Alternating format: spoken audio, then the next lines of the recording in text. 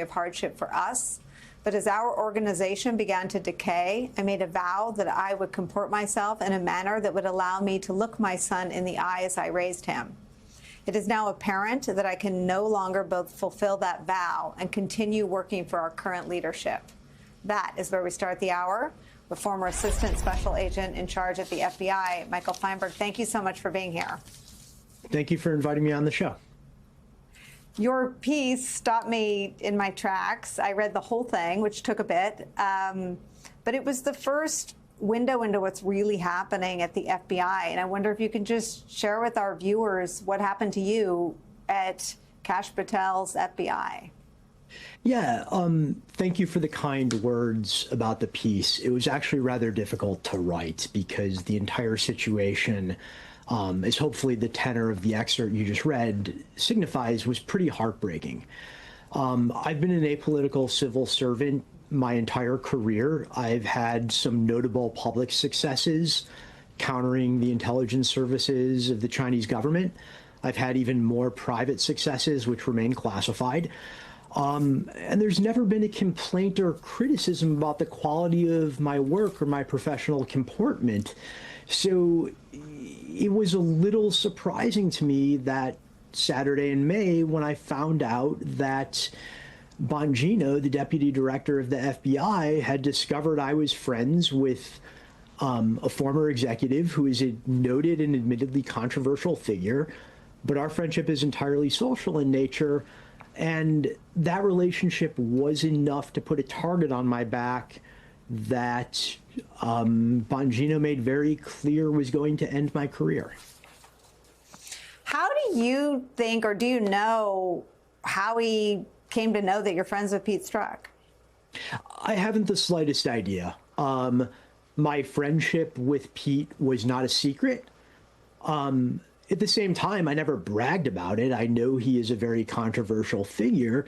But, you know, there's a few of us, probably more than a few, who remain in touch with him. You know, before he became a public figure, he was a very respected senior counterintelligence official, and there were a lot of us who got to know him and became friends. What is it like working for Kash Patel and Dan Bongino? So I want to be very clear. I never, including the 3 months at the beginning of this administration where I was the acting special agent in charge, I never individually interacted with either Bongino or Patel. I'm at the point in my career where I have a lot of friends who have risen high up enough that they do on a daily or regular basis. But the only thing I can personally testify to is the atmosphere among the ranks under their leadership. And the only word to really describe that atmosphere is toxic. There is a culture of fear that anybody's career, whether you are a senior executive or a probationary employee, can end at any moment for a spurious political reason. And what we're seeing is that those sort of ideological purges that are going on are really causing an outflow of subject matter experts on a wide variety of national security and criminal threats. And as a result, these efforts of Bongino and Patel's are making Americans less safe. You write about the movement of FBI agents and personnel to immigration. Talk about that. Let me be clear. The FBI, as I repeatedly reminded the people I supervised in Norfolk, is an organization under the executive branch. And the chief executive, the president, does have the right to choose whatever investigative priorities he or she wants. As long as there is a law in the books that was dutifully enacted and signed into the U.S. Code by the president, like, we don't get to say no if that's what they want enforced.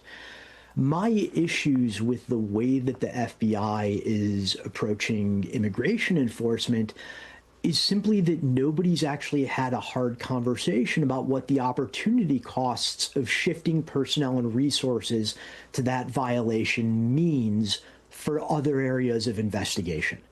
The FBI hasn't had a budget or personnel increase in quite some time. Kash Patel actually recently acquiesced to yet another budget cut for us. So if agents are being pulled to work immigration, that means they're not working counterterrorism. They're not working counterintelligence. They're not working white-collar crime. They're not working public corruption. Been watching me for many years. You know that I'm not one to just reflexively defend the police. I've been very critical of law enforcement in general and in many particular cases. I'm actually a big supporter of taking resources from police and shifting them to other services, for example. So I'm not one that's just going to go to bat for cops and just assume that whenever a president is attacking law enforcement, he's automatically, wrong to do so. But in Trump's case, he's not going after FBI officials and former FBI directors and CIA directors and all of this. He's not doing it because he's standing up for citizens whose civil rights have been violated by the police. Because if you wanted to do that, there's 10,000 police departments all across the United States that have probably over the decades brutalized poor people, Hispanic people, African American people, indigenous people, and everyone else too to some degree, except for the extremely wealthy. And so he's doing this because they had the audacity to stand up to him.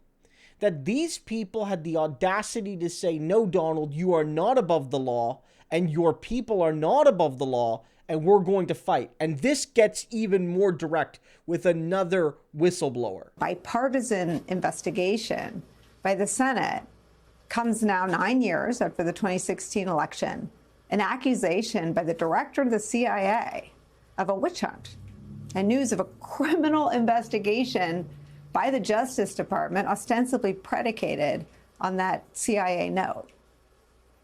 As a former federal prosecutor who refused to bow to pressure from the administration put it in his resignation letter, quote, I expect you will eventually find someone who is enough of a fool or enough of a coward to file your motion. On this front, at least, on this obsession of his at least, Donald Trump appears to have found his people who will do what he wants done 9 years in. Joining us now is our guest, John Brennan, here for his first public comments on this news. Director Brennan, thank you for being here. Good to see you, Nicole. Tell me if I have left anything out of the fact pattern if you go back to your role in government and the way the assessment was put together about Russia's role in the 2016 presidential election. Yeah, well, as Yogi Berra has famously said, it's deja vu all over again. It is hard to believe that here we are 8.5 years afterward, we're still going over this ground that has been, I think, fairly well and exhaustively plowed. First of all, I should say I know nothing about this reported investigation or referral to the DOJ other than what I've read in these press reports, these leaks, which are not really supposed to happen if there is an investigation going on. Secondly, nobody from the FBI or Department of Justice or CIA has reached out to me at all. So I am just waiting to, hear more about what this might be. Again, I appreciate the opportunity to talk to you today. I'm very proud of the work that the women and men of the CIA and of other elements of the intelligence community did 8.5 years ago when they put together this intelligence community assessment. We went to great lengths to protect the integrity of the process, the integrity and the sensitivity of the intelligence involved, as well as to protect the identities of individuals that may have been implicated in some of this intelligence, including from the Trump administration. And so we went to whatever lengths we needed to go to in order to make sure that we're able to follow through with the President Obama's request that a comprehensive and exhaustive review be done of Russian interference in the 2016 election, because he and others realized that the Russians were going to continue to do this in subsequent elections. And he wanted to make sure that we were going to have that collection of information and intelligence that we then could hand over to our successors. And as you pointed out, there have been numerous reviews of this intelligence community assessment and the process we went through, the bipartisan Senate Intelligence Committee report, the Durham investigation, other types of things, which validated it. And indeed, as you pointed out, the CIA note, this tradecraft review, and I will point out there was a serious violation in terms of what they did. They never interviewed me or Jim Clapper, two of the people involved in this, before putting this thing out. But it says in there that the rigor of the analysis in that intelligence community assessment exceeded that of most other intelligence community assessments.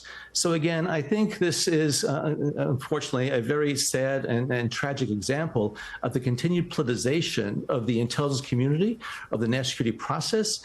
And quite frankly, I'm really shocked that individuals who are willing to sacrifice their reputations, their credibility, their decency to continue to do Donald Trump's bidding on something that clearly is just politically based.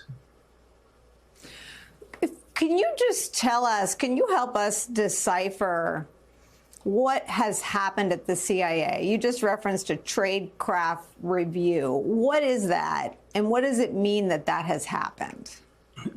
Well, they're frequently done. It's highly unusual that one would be done 8.5 years after the fact, and also be initiated by a director who I think has clear partisan, leanings here, and that it is then released this way, especially a review of an assessment that implicates a sitting president. So when you do a review, you're trying to make sure that you learn lessons from what happened and to see whether or not there could be any strengthening of the processes involved or the analytic rigor and so on. So clearly, I think this was initiated the early part of May. So this was done in a fairly, condensed time frame as well. But you're supposed to be interviewing the people involved in this to try to get a better understanding of the context for a lot of the actions that were taken. Was this extraordinary as far as, Russian interference in the election on behalf of one of the candidates? Yes.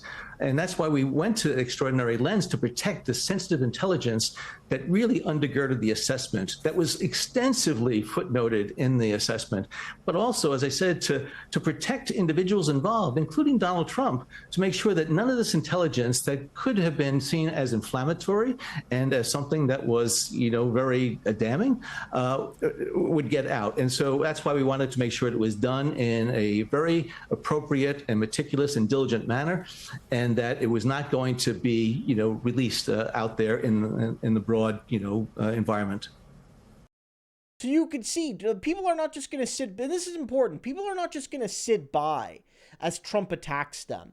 They're going to go out there and say, well, if I've been fired or if I've been forced to quit or if I've, been out for a while and now I'm under investigation for something I probably didn't do because it's a witch hunt, right? Like for all the Trump complaining about witch hunts on him, he's doing the witch hunts, right?